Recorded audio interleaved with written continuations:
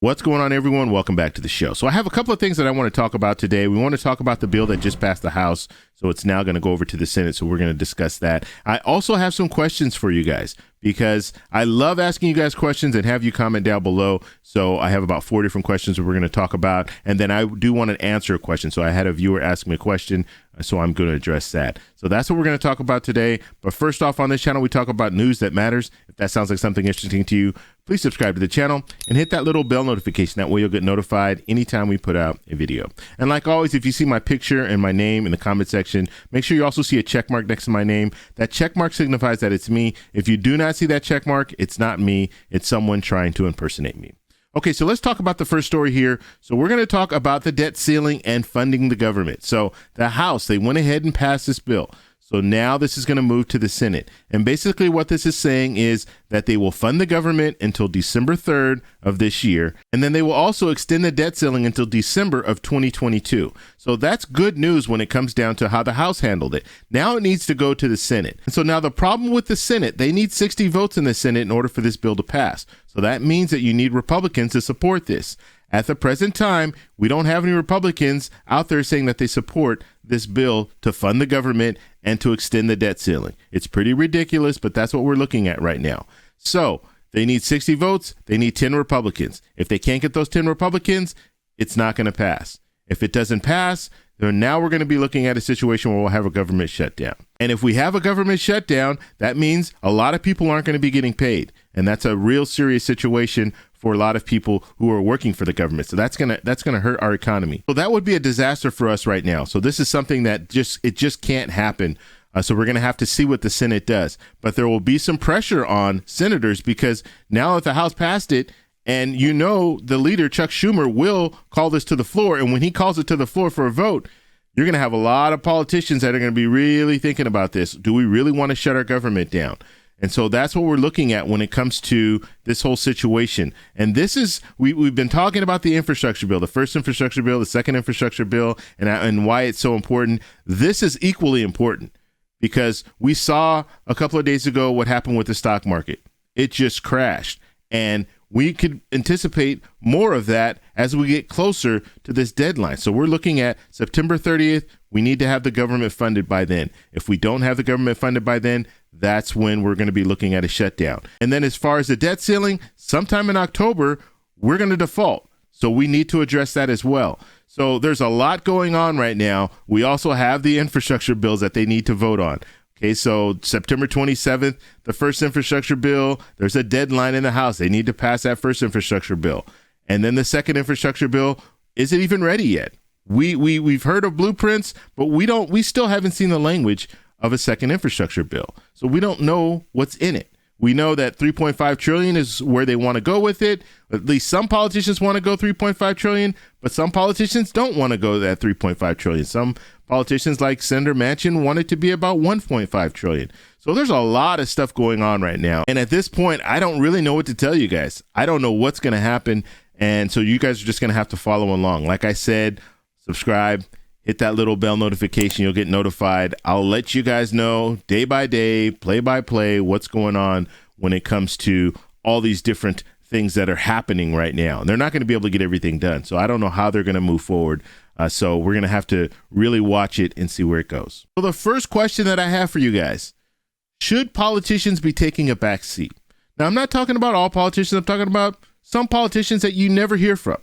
You don't hear anything from these politicians. They're there to represent their constituents, and they're not doing that because we don't know how they feel about certain things. We don't know how they feel about the $3.5 trillion bill. We don't know how they feel about the first infrastructure bill, that $1 trillion bill. We don't know how they feel about the debt ceiling. Should it be extended? Should it not be extended? Some politicians will let you know, yes, I agree with it, or no, I don't agree with it. Some politicians will run down the hall and try to get away from the press so they don't have to say anything about it. Should we have politicians that are doing that, taking a back seat? I want to know what you guys think down below. The next question that I have for you guys, should politicians be blaming the other side and not providing any solutions? This is a big problem that I have with politicians. You have some politicians that they will blame the other side, but they have no solutions. No, we shouldn't have a $3.5 trillion bill. No, we shouldn't provide more stimulus checks. No, we shouldn't provide enhanced unemployment, but they have no solutions. Okay, what's the solution? Nothing. Nothing comes from them. All they can say is what we shouldn't be doing, but they don't have anything to provide to help the American people, because that's what they're there for. They are there to represent the people. So if people don't deserve a stimulus check, that's fine. What do they deserve? Do they deserve anything? How are you going to represent them? So that's another question that I have for you guys. Let me know down below. The next question that I have for you guys: should we have politicians that are willing to allow people to suffer in order to gain political favor or gain political advantage? Should we have that? Because that's what we have right now. Both sides. Okay, I'm not just talking about Republicans, I'm talking about Democrats as well. When it comes down to these different situations like government shutdowns, extending the debt ceiling, they purposely don't want to move on these things because they know it will hurt the economy, and that way they can blame the person in charge. They can blame the president. And if that president is a Democrat, you're going to have Republicans that are going to try to do that. If that president is a Republican, you're going to have Democrats that are going to try to do the same thing. Should we have politicians that are doing that? If you are there to represent the people, that is your only mission, to represent the people, but you are purposely trying to foil anything that the other side wants to do because you know if people start suffering, you might gain political leverage. Is that something that we're comfortable with? Let me know how you guys feel down below. And the next question that I have for you guys: should we have politicians that are afraid or unwilling to lead? And just like I talked about, and you see it all the time, if you watch the news, you'll see politicians running down the hall trying to get to their office because they don't want to have to address the press. Should we have politicians that are doing that? If you are elected to represent the people, shouldn't you be letting the people know what's going on? Or should you be running? Should you be running down the hall? Are you there? Are you prepared to lead? And we have politicians, in my opinion, some politicians, they're not there to lead. They're there to follow. They're following their party, whether it be a Democrat or Republican. They're following their party. If their party wants to go a certain way, that's what they want to do. It doesn't matter what their constituents want. It only matters what the party wants. Should we have politicians that are doing that? Let me know what your comments are down below. Now, I do want to answer a question. I had someone ask me a question in the comment section about a shutdown. So if we have a government shutdown and I'm on Social Security, would I receive my Social Security? The answer is, and I'm talking about Social Security, SSI, SSDI, veterans beneficiaries, railroad retirement. Yes, you guys would still receive your monthly benefits. Okay, so that will not go away. That's mandatory spending. So even during a government shutdown, you're still going to receive that.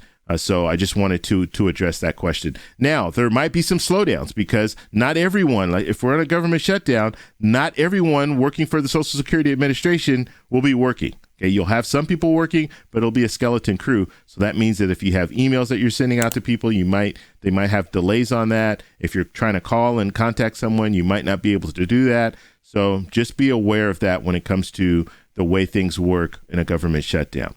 Now, also, I just wanted to throw this out there, and I know that you guys will love this, but when it comes to a government shutdown, guess who else gets paid?